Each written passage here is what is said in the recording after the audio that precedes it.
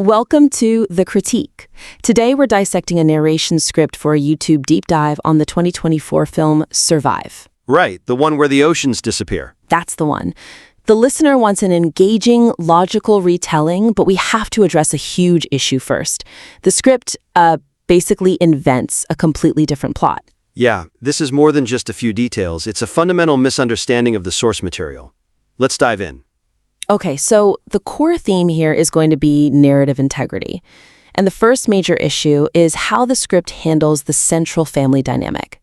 It fails to account for a major character death that really drives the entire movie. It's the most glaring thing right out of the gate. I'm looking at the section called The Family's Journey, and it talks about emotional tensions rising among the family members. As if they're all still together.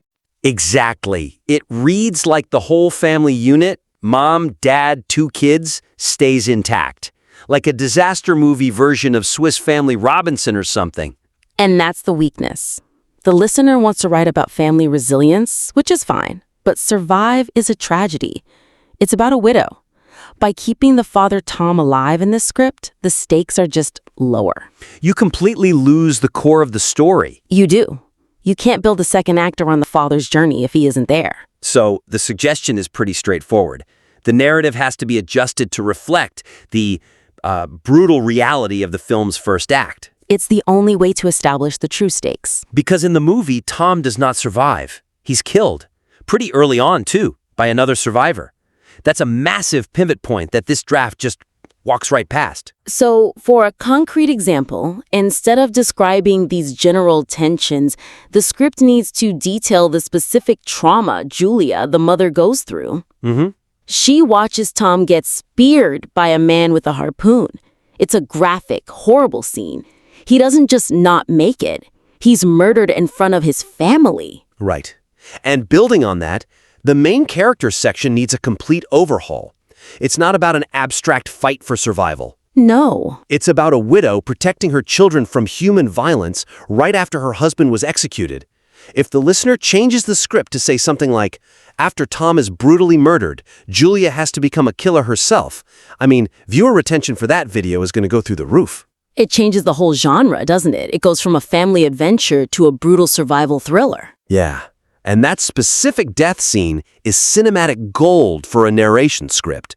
Tom tries to be the good guy, right? He offers a stranger some water. A classic disaster movie trope. And the stranger smashes a bottle over his head and then just shoves a harpoon into his stomach. That one action tells you everything you need to know about this new world. The script needs to describe that, beat for beat. Okay, let's move on to the second point. The draft relies on really generic tropes about the threat, but the film's tension comes from a very specific, very human antagonist. That jumped out at me immediately. You see phrases like dangers that lurk, or strange energy, or just monsters. It feels like a template. It really does. It could be any sci-fi movie. And the weakness there is that it completely dilutes what makes Survive unique. Strange energy is just, it's boring. We've seen it 1,000 times. The audience for a recap video wants the details. They want to know exactly what the threat is. Well, the script does mention unknown cosmic events, but the source material is actually explicit about the cause. It is. It says the water receded because of a reversal of magnetic poles. It's pseudoscience, sure, but it's the film's internal logic. You have to honor that. And that logic leads us to the real villain. The script needs to get rid of that line about creatures mutating in the first half. Because the immediate threat isn't a mutant. It's a person. It's the lame man, the guy with the limp and the harpoon who killed the father. He's actively hunting the family for their resources. That is such a crucial distinction. The listener's draft makes it sound like a creature feature from the start, but the middle section of this movie is basically a slasher film. A slasher on the bottom of the ocean. Right, and he's tracking them because of the balloons, the son, Ben, tied to a rock. Oh, that detail is perfect.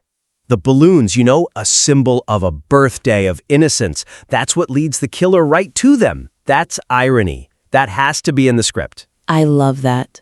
So you cut strange energy and replace it with the scene where the family realizes the same man who murdered the father is now hunting them. It connects the inciting incident directly to the midpoint. And what about the other threat? The script just says the natural order collapses. Too broad. So broad. The film gives us this incredible image, falling satellites. The characters think they're meteors at first, but Tom realizes they're man-made objects falling out of orbit because the magnetic field is gone. That's an amazing visual for a YouTube video. You can just hear the narration. As the magnetic field failed, burning satellites rained down on the ocean floor like fiery omens. So much better than things got chaotic. It grounds the horror. It's not magic, it's our own technology failing us. So by swapping out cosmic event for falling satellites and a man with a harpoon, the whole script becomes more visceral, more immediate. Agreed. Okay, so that brings us to our third critique, which is about the creatures themselves. The script's depiction of the creature threat is way too broad, and it misses the specific biological horror that's in the film. It just says monsters, or mutated forms. Right. And, I mean, why is monsters such a weak word here? Because it doesn't paint a picture. Is it a wolf? A zombie? An alien? The script leaves it to your imagination, which is the last thing you want in a recap video. The argument is that specificity is what creates engagement. So, the suggestion is simple. Clarify that the monsters are what they actually are in the film. Which are giant crabs. Exactly. Arthropods that have gone crazy from the sudden change in oxygen and pressure. And crabs is just so much more visceral than monsters, isn't it? Of course. It implies a hard shell, that clicking sound, the way they move.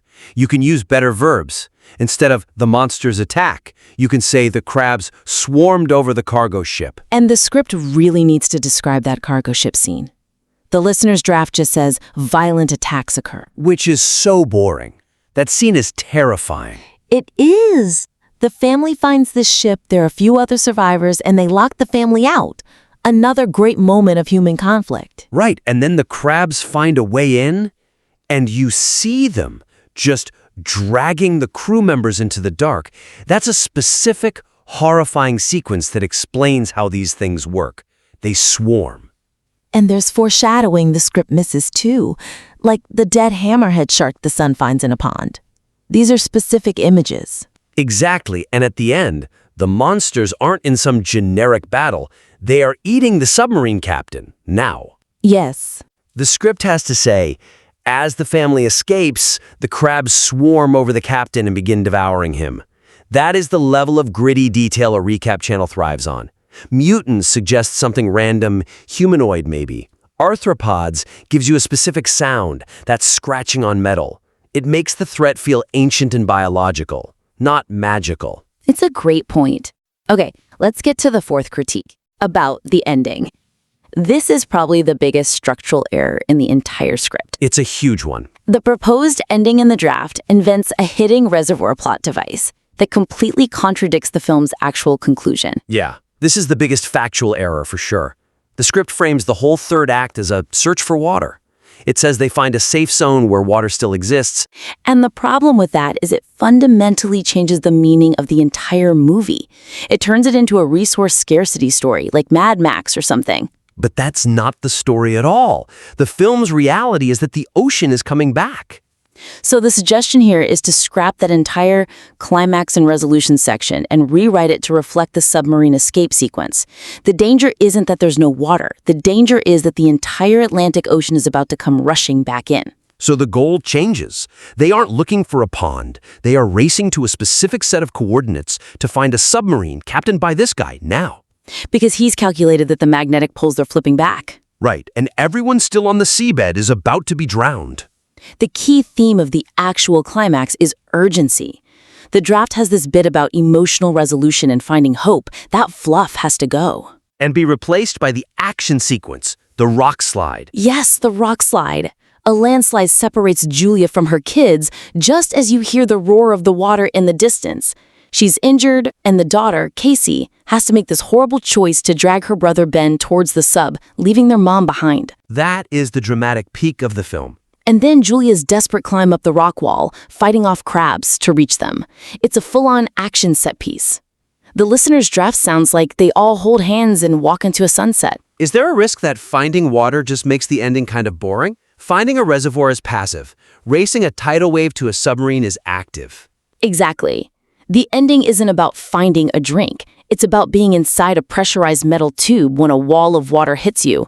The script needs to describe the sub being tossed around, the chaos inside. Yeah, they get thrown into a destroyed city. It's a violent, chaotic survival, not some peaceful discovery of an oasis. Okay, last major critique. This one's about the visuals. The script misses a huge opportunity to use the film's distinct, grim imagery to paint a picture of the dried-up ocean floor. It just calls it a desolate plain of sand, which is a bit of a cliche, right? It sounds like Dune. A desert, not a seabed. The weakness is that the listener is ignoring all the specific thematic imagery the movie provides. The suggestion is to incorporate that stuff, the pollution-heavy details. Well, what does the water receding actually reveal? The film shows them walking through mountains of plastic waste and toxic garbage. Yes, there's a whole sequence in a toxic waste zone. That's a specific visual that adds so much grit. It's an environmental commentary. It says we ruined the planet long before this catastrophe even happened. And what about the crashed airplane? The script totally misses that. They find shelter inside a crashed passenger jet on the ocean floor. And that's where Julia tells the story of how she met Tom. It's such a haunting image. It is. The listener needs to use the show, don't tell rule for their narration.